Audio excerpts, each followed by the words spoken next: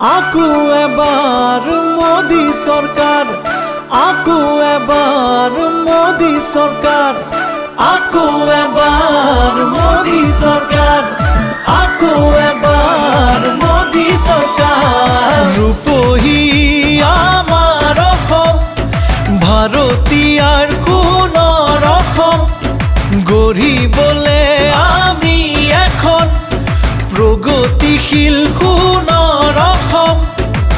দলে বলে যাওঁ একেলগে পদুমৰ চিনত আকৌ ভোট দিবলে।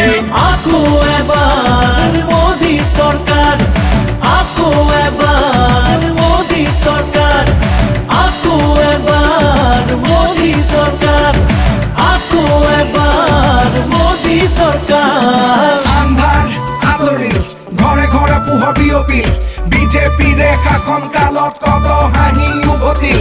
শিক্ষা দীক্ষা দিশত হওক বা দেশৰ এই প্ৰগতিত, ষ্টাৰ্টআপ ইণ্ডিয়া স্কিল ইণ্ডিয়াত কত হাঁহি বিয়পিল। তিনিখনকৈ দলং নিৰ্মাণেৰে অসমৰ নাম উজলিল, প্ৰায় প্ৰশনৰে সোধা কণ্ঠক শ্ৰদ্ধাৰে সোঁৱৰিল।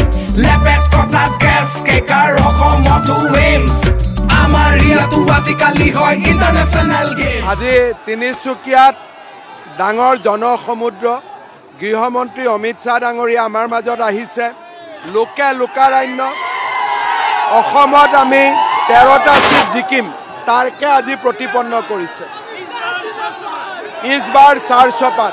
আকু এবাৰ মোদী চৰকাৰ, আকু এবাৰ মোদী চৰকাৰ, আকু এবাৰ মোদী চৰকাৰ, আকু এবাৰ মোদী চৰকাৰ। ৰূপহী আমাৰ অসম, ভাৰতীয়াৰ সোণৰ অসম, গঢ়িবলে আমি এখন প্ৰগতিশীল সোণৰ অসম।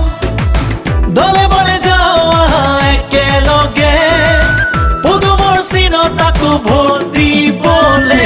আকৌ এবাৰ মোদী চৰকাৰ, আকৌ এবাৰ মোদী চৰকাৰ, আকৌ এবাৰ মোদী চৰকাৰ, আকৌ এবাৰ মোদী চৰকাৰ। আন্ধাৰ আঁতৰিল, ঘৰে ঘৰে পোহৰ বিয়পিল, বিজেপিৰ শাসন কালত কত হাঁহি উভতিল।